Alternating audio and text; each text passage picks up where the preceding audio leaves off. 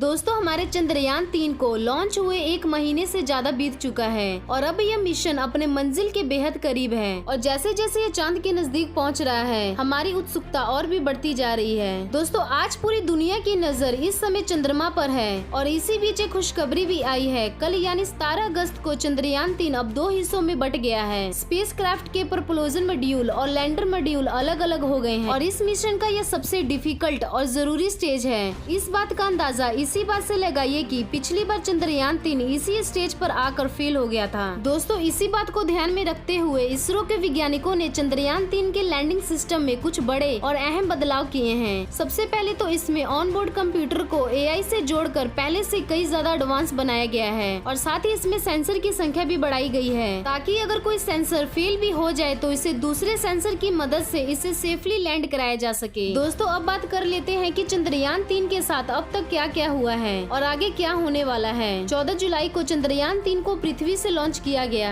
इसके बाद पृथ्वी के चारों ओर घूमते हुए से पृथ्वी के ऑर्बिट जाने की कक्षा छोड़कर चांद की तरफ जाना था। यह पूरा सफर कई स्टेज में धीरे धीरे पूरा होना था। शुरू के कुछ चरणों में चंद्रयान 3 ने पृथ्वी से दूरी बढ़ाई। इसके लिए धीरे धीरे चंद्रयान 3 ने पृथ्वी के चारों ओर अपने ऑर्बिट बढ़ाए और फिर बीती 5 अगस्त को चांद की कक्षा में पहुंच गया। फिर 16 अगस्त को स्पेस क्राफ्ट का चौथा ऑर्बिट कम करने वाला मैंगलोवर था जिसमें प्रपोजल मॉड्यूल और लैंडर मॉड्यूल दोनों थे, लेकिन 17 अगस्त को प्रपोजल मॉड्यूल और लैंडर मॉड्यूल अलग अलग हो गए। दोस्तों यह काम काफी टेक्निकल और कॉम्प्लिकेटेड था, लेकिन इसके लिए इसरो के वैज्ञानिकों ने बिना किसी गलती के इन दोनों हिस्सों को जोड़ने वाले हुक्स को खोल दिया। अब क्योंकि लैंडर और प्रपोजल मॉड्यूल दोनों की स्पीड इक्वल थी, इसीलिए हुक्स खोलने के बाद भी एक ही झटके से अलग नहीं हुए। फिर इसके बाद बिना किसी गलती के अंजाम देने के लिए इसरो के वैज्ञानिकों ने लैंडर की स्पीड को थोड़ा सा बूस्ट किया। अब क्योंकि हुक्स खुले हुए थे इसीलिए स्पीड बढ़ते ही लैंडर प्रपोजल मॉड्यूल को पीछे छोड़कर खुद आगे बढ़ गया और अब आगे का सारा सफर लैंडर को खुद ही तय करना है और इसके लिए इसरो ने 18 और 19 अगस्त को